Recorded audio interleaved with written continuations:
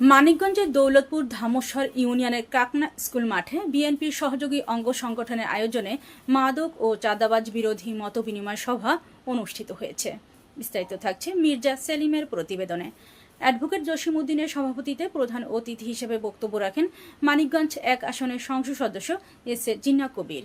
এ সময় অন্যান্যদের মধ্যে উপস্থিত ছিলেন মানিকগঞ্জ জেলা বিএনপির যুবদলের আহ্বায়ক কাজী মুস্তাক হোসেন, বিএনপির আহ্বায়ক কমিটির সদস্য মোহাম্মদ লুকমান হোসেন সহ দৌলতপুর উপজেলা বিএনপি ও অঙ্গ সংগঠনের নেতৃবৃন্দ।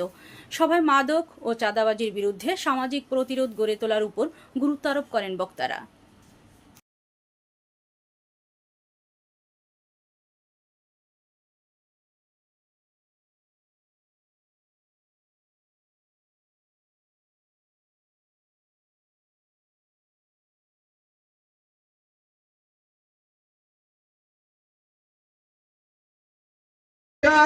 তারেক রহমান যদি প্রধানমন্ত্রী হয়, আমরা কথা দিয়েছিলাম আমার মা বোনদেরকে, কথা দিয়েছিলাম আপনাদের দুঃখের জীবন, কষ্টের জীবন আর থাকতে হবে না।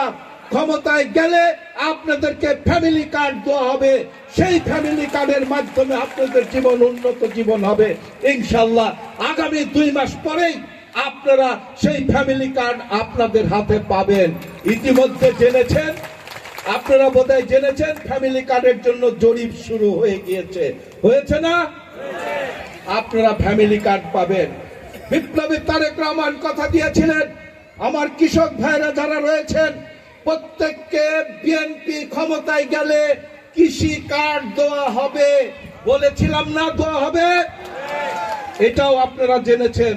ইতিমধ্যে মানিকগঞ্জ জেলার শুধুমাত্র দৌলতপুর শিবালয় 3টি উপজেলায় সবগুলো ব্লকে কৃষি কার্ড দেওয়ার জন্য জরিপের কাজ শুরু হয়ে গিয়েছে।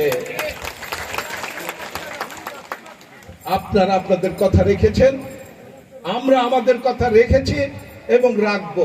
বিপ্লবী তারেক রহমান, আমি জোর গলায় বলতে চাই, কোন বিপ্লবী কখনো জনগণের সাথে বেইমানি করে না, কোন বিপ্লবী কখনো জনগণকে মিথ্যা কথা বলে না, কোন বিপ্লবী কখনোই নেতা কর্মীদেরকে ফেলে পালিয়ে যায় না। বিপ্লবী শেষ মুহূর্ত পর্যন্ত জনগণের মঙ্গলের জন্য যা যা দরকার তাই তাই করে যাবে ইনশাল্লাহ। ধামসরের বোনেরা, ধামসরের পিতারা, ধামসরের মায়েরা, ধামসরের ভাইয়েরা, আপনারা বিচলিত হবেন না ইনশাল্লাহ। আগামী 4.5 বছরের মধ্যে এই উন্নয়নের জোয়ার আমার নেতা আপনাদের ঘরে ঘরে পৌঁছে দিবে। এবার আমার কথা শেষ করব। নির্বাচনের আগে আমরা ভোট চেয়েছিলাম, ভোট দিয়েছেন। আমরা বলেছিলাম উন্নয়ন দেব, উন্নয়ন দিয়েছি। আমরা বলেছিলাম মা বোনদেরকে ফ্যামিলি কার্ড দেবো, অতি সত্তর ফ্যামিলি কার্ড পাবেন। কৃষক ভাইদের কৃষি কার্ড দিতে চেয়েছি, কৃষি কার্ড পাবেন। এবার আমার একটি কথা, বিপ্লবী তারেক রহমান প্রধানমন্ত্রীর শপথ নেওয়ার 3 দিন পরে প্রেস কনফারেন্স করে বলেছিল একটি কথা।